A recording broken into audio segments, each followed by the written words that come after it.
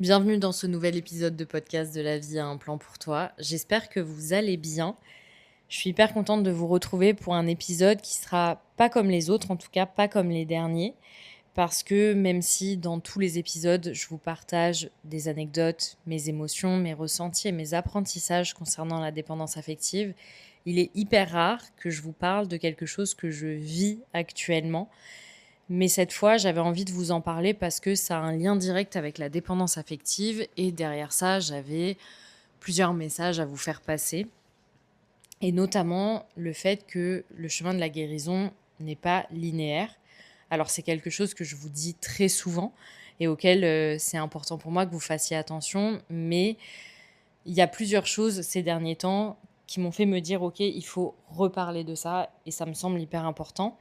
Déjà concernant mes clients, clientes, c'est vrai que dernièrement, j'ai eu 2-3 clientes qui avaient l'impression de retomber dans leur travers, qui pouvaient me dire, «Ces dernières semaines, je me sentais hyper confiante, hyper sereine et là dernièrement, j'ai du mal avec la solitude, j'ai l'impression de retomber dans mes travers et j'arrive pas à sortir de ce creux de la vague-là». Hem Et moi, je traverse à titre personnel une phase où il y a différents traumatismes qui sont un peu remontés à la surface, pardon, et qui me replongent un petit peu dans mon parcours de dépendance affective. Et voilà, je voulais vous en parler parce que, malheureusement, quand, on se fait accompagner ou pas d'ailleurs, mais qu'on entame un travail sur soi, quand on s'intéresse au développement personnel et qu'on commence à se sentir mieux, je pense qu'on oublie que c'est possible de faire quelques pas en arrière. On oublie que en fait, la vie, elle, continue continue de vivre en fait autour de nous. Il y a des gens, il y a des émotions, il y a des événements qui inévitablement vont venir nous impacter, vont venir réveiller des choses en nous, vont venir nous déclencher. Et je pense que c'est important de savoir que ces choses qui nous déclenchent, elles seront là un petit peu toute notre vie. Elles vont être là à chaque grande étape finalement, et je dirais même à chaque étape de transformation. Déjà, moi, dans mon parcours de guérison de la dépendance affective, j'ai j'ai pas j'ai pas eu l'impression que ça allait vraiment tout le temps de mieux en mieux. Parce que parfois, je me sentais mieux, puis tout d'un coup, je vivais une relation qui était en train de me montrer ce qu'il y avait encore à travailler, donc j'avais l'impression que je retombais complètement là-dedans. Ou parfois, en thérapie ou autre accompagnement, en fait, on mettait le doigt sur quelque chose de mon enfance, de mon adolescence qui venait me perturber et du coup qui me faisait me sentir hyper triste, qui pouvait me faire me sentir hyper seule. Et donc, vu que le sentiment de solitude dans la dépendance affective est très intense, dans ces moments-là, j'avais pas d'outils, je savais pas comment j'allais réussir à en sortir.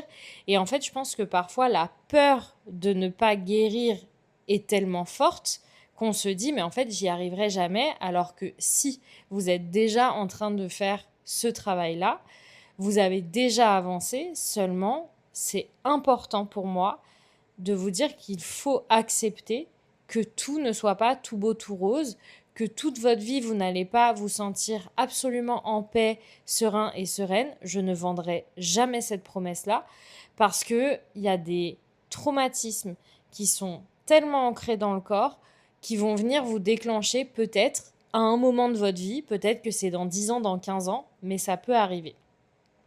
Moi, c'est le cas dans ma relation actuelle. Je suis pourtant sortie de la dépendance affective. J'entretiens aujourd'hui une relation saine, mais il y a des choses qui viennent me trigger, il y a des choses qui me déclenchent parce qu'il y a certains comportements, certains mots, certaines attitudes qui peuvent en fait me ramener à des choses que j'ai vécues et mon corps, lui, s'en souvient. Donc, je ne peux pas les ignorer et en fait, je fais quand même le choix, au lieu d'être en colère contre moi, contre mon corps, je décide de me dire, en fait, là, en ce moment, tu as vraiment besoin de te donner de l'amour, tu as vraiment besoin de prendre soin de toi. peut-être parfois, et vous allez le voir dans ce que je vais vous raconter, retourner en thérapie pour travailler ce truc-là qui est hyper puissant et qui a eu beaucoup d'impact dans ta vie. Donc voilà, c'est important de juste à la fois reconnaître ces victoires et les pas que vous faites, mais c'est aussi important d'accepter des périodes qui sont difficiles. Et en fait, je sais que parfois ces périodes-là, ça peut être 3-4 jours, mais parfois les périodes, elles sont plus longues.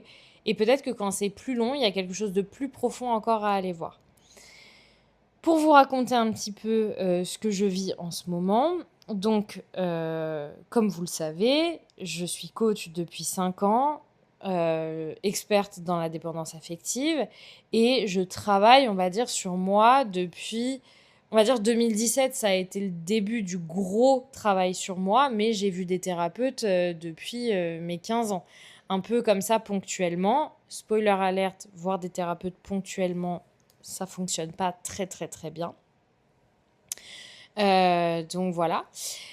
Mais en gros, ce qui se passe, c'est que j'en ai pas parlé sur le podcast, je crois, mais j'ai fait ma première session de breathwork fin février ou début mars, je ne sais plus. Donc de là, donc le breathwork, c'est comment expliquer ça? J'ai même pas la définition, mais en gros, c'est des sessions qui sont accompagnées d'un facilitateur ou une facilitatrice en breathwork, puisque c'est une technique de respiration holotropique qui va vous mettre en état de conscience modifié et qui va, selon les personnes, vous faire faire un voyage intérieur. Mais il faut le dire, moi, j'y suis particulièrement réceptive et donc je vis un véritable voyage. Enfin, je vis clairement une aventure, mais je trouve que ça a un effet thérapeutique absolument incroyable et ça vous fait voir des choses que vous êtes prêt à voir, mais aussi que vous êtes prêt à travailler. Et c'est pour moi un outil de libération qui est énorme et auquel j'aimerais vraiment me former un jour parce que je pense que ça peut être incroyable en complément de ce que je fais déjà. Donc voilà, donc il y a eu des choses qui en sont ressorties à ce moment-là. Mais le grand sujet arrive sur ma deuxième session de breathwork que je fais à mon retour de vacances au mois d'avril. Et là, sans rentrer dans les détails de ce que j'ai traversé parce que ça reste intime et personnel, je découvre en fait quelque chose dans la relation que j'ai avec mon papa. Et en fait, je comprends pourquoi, depuis quelques années, alors c'est surtout depuis le décès de ma mère, je peux avoir une colère envers lui que j'ai jamais vraiment réussi à identifier depuis ce moment-là. Alors, je me suis dit que c'était un peu... Enfin, en fait, que je le voulais pas vraiment, mais que le fait que ma mère soit pas là, j'en demandais peut-être beaucoup à mon père. Mais finalement, je me suis rendu compte que c'était pas ça et qu'il y avait des choses durant l'enfance, l'adolescence, dans l'éducation, dans parfois la manière de faire, dans certains mots, etc., qui ont eu un impact sur moi, sur l'estime que j'avais de moi. Voilà. Et en fait, c'est quelque chose du coup qui est resté, enfin en fait, auquel je m'attendais absolument pas. Et donc, j'ai tellement pleuré pendant cette séance, mais de libération, mais aussi de tristesse, parce qu'en fait, j'ai une super relation avec mon père, mais effectivement, je peux ne pas toujours être tendre, c'est vrai, mais à côté de ça, il y a un amour vraiment très très fort. Et du coup, vu que je m'y attendais pas, je pense que ça a été très violent en fait pour moi de me dire waouh, en fait j'avais jamais réalisé que ce que je ressentais ça pouvait être par rapport à ça. Et voilà, en fait il y a plein aussi, enfin moi je le vis comme ça, mais il y a plein de scènes qui me reviennent, enfin voilà, des choses que j'avais oubliées, donc c'était assez intense. Et puis bah voilà, en sortant de cette séance, j'étais un petit peu vidée comme après chaque session de breathwork, mais je me suis dit, ok, bah, je vais peut-être aller travailler là-dessus. Et en fait, avant de travailler là-dessus, j'en ai discuté avec deux de mes sœurs, notamment. Sans vous parler de mon schéma familial, mais en tout cas, j'ai 3 demi-sœurs, 2 du côté de mon père, une du côté de ma mère. Et ensuite, mes parents, du coup, m'ont eu moi. Et Et en fait, il y a 2 semaines, j'étais chez ma grande sœur et donc je lui parle de ce que j'ai vécu à ce moment-là et en fait, elle me donne des pistes exploratoires sur pourquoi j'ai pu ressentir ça à un moment. Dû à elle, ce qu'elle a traversé aussi dans son travail thérapeutique et dans les conversations qu'elle a pu avoir avec notre père. Et en fait, j'ai compris quelque chose d'hyper important par rapport à ma dépendance affective. Et notamment le pourquoi en fait j'étais dépendante affective et qu'est-ce qui a fait que ma dépendance affective, elle se manifestait par, par le fait de vouloir être avec des hommes beaux qui me valident, par qui je me sentais désirée. Enfin, j'en ai parlé dans un autre épisode de podcast sur la dépendance affective et la sexualité. Mais pourquoi j'avais besoin de passer par la sexualité pour me sentir validée, pourquoi j'avais besoin presque qu'on me dise que j'étais belle, que voilà, qu'on me renvoie en tout cas cette image de quelqu'un de désiré et de désirable. Et donc, c'est finalement cette validation que j'allais chercher. Et ce jour-là où en fait je comprends ça, je pleure énormément. Je pleure, mais enfin vraiment, je vous jure, c'était vraiment libérateur. Mais je pleure et en même temps, enfin, j'étais pas triste. Je pleure de reconnaissance en fait, de me dire, mais putain, en fait, je croyais avoir compris pourquoi j'étais dépendante affective, mais là, c'est maintenant que j'ai compris. Et peut-être qu'il y a d'autres choses que je comprendrai encore dans 5 ans, dans 10 ans, dans 20, peut-être. Mais là, enfin, je sais pas comment vous dire ça. J'ai mis le doigt sur un nœud tellement énorme et j'ai gagné en clarté sur mes purées. C'est pour ça qu'il y a eu tel comportement, c'est pour ça que j'avais besoin de ça dans mes relations avec les hommes. Et j'ai trouvé ça fascinant. Donc je pleurais beaucoup, j'étais reconnaissante de ces larmes, de ce que je venais de comprendre, et je me prenais dans les bras. Enfin, c'était très bizarre parce que c'était pas juste j'étais là dans mon lit en train de pleurer, c'était vraiment, je sais pas, tellement fort et puissant. En fait, je me faisais un auto-câlin, je fais jamais ça dans la vie. Et je me demandais pardon d'avoir cru à un moment que tous ces événements en fait mis bout à bout ont pu me faire croire que j'étais pas digne d'être aimée. Et, euh, et en fait, c'était fort et je sais que j'ai encore à travailler dessus, hein, parce que c'est pas parce que là j'ai libéré par les larmes que ça va pas être important d'aller voir ce qui se joue en fait. Alors aujourd'hui plus dans mes relations avec les hommes parce que j'ai pu guérir de ça, mais par exemple dans ma relation avec mon père pour qu'elle soit encore plus belle et encore plus saine, même si on n'a pas du tout une relation malsaine, mais il y a des choses que j'ai compris en fait dans notre dynamique de relation père-fille. Et ce que je voulais vous dire aussi, c'est que ce que j'ai vraiment implémenté et que je savais, mais là que j'ai vraiment intégré, c'est que vous n'avez pas besoin de savoir d'où vient votre dépendance affective pour en guérir. Et que c'est OK en fait de parfois ne pas tout savoir parce que peut-être qu'il y a des moments de votre vie où vous ne serez pas prêt à savoir en fait. Moi je pense que ça, je le sais et je l'ai compris aujourd'hui évidemment par cette session de breathwork qui m'a ouvert les yeux, mais aussi parce que j'étais prête à l'accueillir, parce que j'étais prête à vraiment me dire, en fait, ça y est, je peux accueillir ça, je suis prête à le régler. Et donc j'ai trouvé ça fou et je me suis dit, mais en fait, on n'arrête jamais de guérir. Et en fait, parfois, je le reconnais maintenant, quand je disais que le chemin de la guérison, il n'était pas linéaire, j'avais l'impression que je disais aussi, en tout cas moi, dans ce que je ressentais, que, en fait, oui, il y a des moments où on allait être encore triste et c'était OK, il fallait accepter ces moments de douleur. Oui, c'est ce que je disais au début du podcast, mais surtout, je pense que c'est jamais linéaire parce qu'en fait, on apprend toujours. Et que tous les moments où on est dans le creux de la vague, c'est parce qu'en fait, on doit plonger à l'intérieur de nous. Et là, je vous dis, je suis reconnaissante d'avoir vécu ça, reconnaissante d'avoir été dans cette douleur, dans cette tristesse, pour pouvoir en fait m'en libérer. Mais je sais aussi que là, je suis encore un peu dans le creux de la vague parce que j'encaisse ce à quoi je suis confrontée. Et je pense à mes clientes qui parfois me disent, je suis confrontée à la solitude, je suis confrontée au fait de ne pas me sentir importante, je suis confrontée au rejet, je suis confrontée à ma blessure d'abandon. Bah, même si j'aime pas dire que c'est pas pour rien, parce que voilà, tout n'est pas justifiable dans ce qu'on vit, mais je pense sincèrement que dans ces moments-là, parfois, ça vaut le coup de se dire, bah en fait, il faut que je l'affronte. La plupart de mes clientes, quand elles sont confrontées à cette solitude-là, le réflexe derrière, je dis mes clientes parce qu'en fait, je pense à 2 clientes en ce moment particulièrement, mais le réflexe derrière, c'est, eh ben, il faut que j'ai des projets, et il faut que je fasse plein de trucs, et du coup, il faut que je sorte voir des copains, et il faut que j'organise un voyage, etc.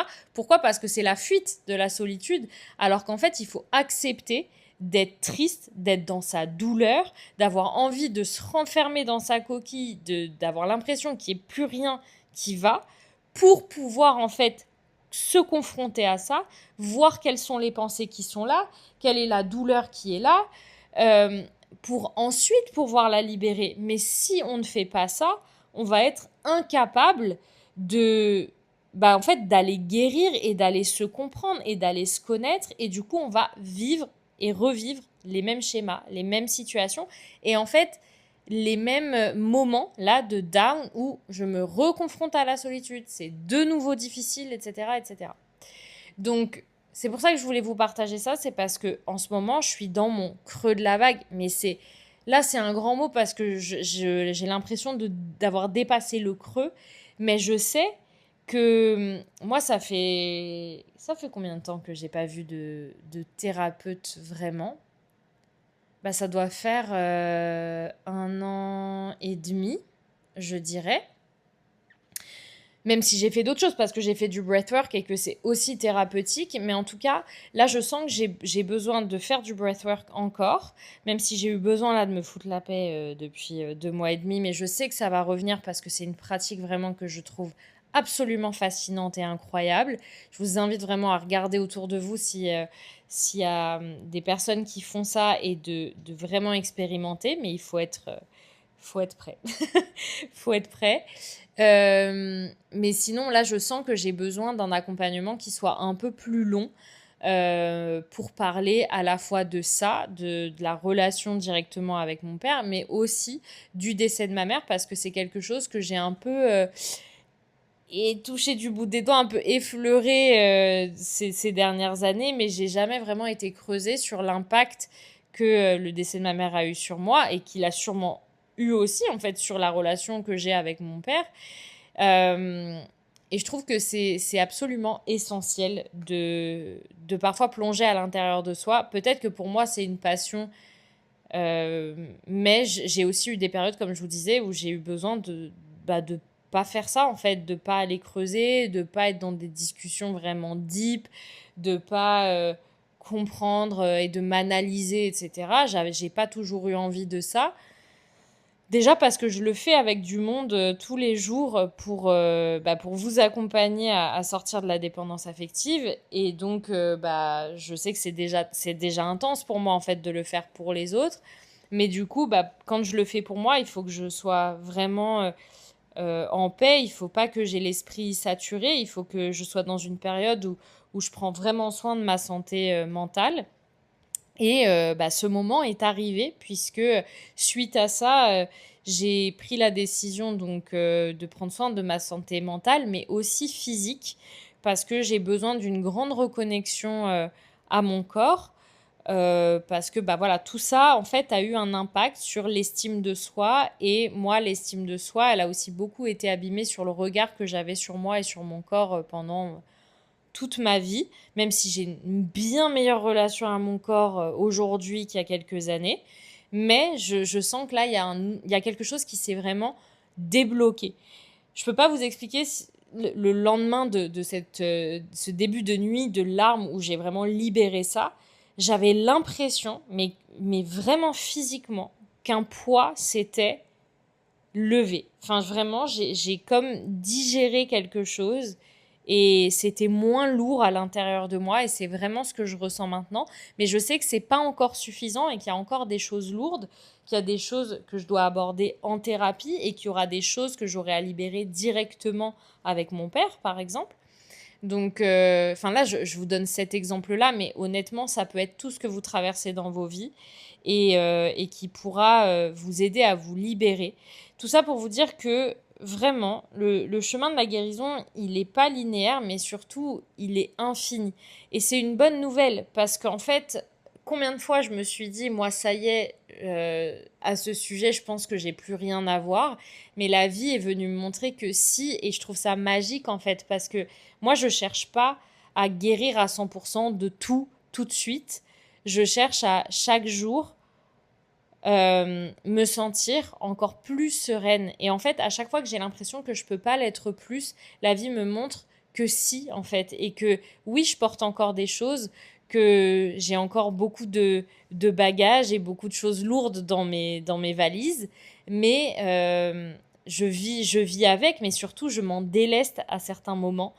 Et peu importe l'âge que vous avez, à l'heure où vous écoutez cet épisode, la vie n'est faite pas que de cadeaux, elle est faite aussi d'obstacles, mais parfois, ces obstacles, c'est vraiment des cadeaux mal emballés et ça va vous permettre par la suite de découvrir des choses sur vous, sur les autres, sur les relations qui sont encore plus magiques et plus exceptionnelles que vous ne l'auriez jamais imaginé. Du coup, aujourd'hui, je peux dire j'ai reçu plein de cadeaux mal emballés et je pense notamment à toutes ces ruptures et ces relations que j'ai vécues qui m'ont vraiment fait du mal à l'instant T, mais finalement qui m'ont permis de devenir la femme que je suis aujourd'hui et surtout qui m'ont permis aujourd'hui d'être dans une relation qui soit saine et qui me corresponde à 100%. N'ayez pas peur de plonger à l'intérieur de vous. Honnêtement, c'est le plus beau cadeau que vous allez pouvoir vous faire, mais vous avez aussi le droit parfois de vous foutre la paix. Je pense à des clientes avec qui on a fait des accompagnements qui m'ont dit « On se reverra sûrement à un moment, mais pour l'instant, j'ai besoin de me foutre la paix. » Et c'est normal parce que ça remue, c'est intense, mais vous méritez d'aller à l'intérieur de vous et d'aimer chaque part de vous, d'en prendre soin, parce que si vous ne le faites pas, personne ne pourra le faire pour vous.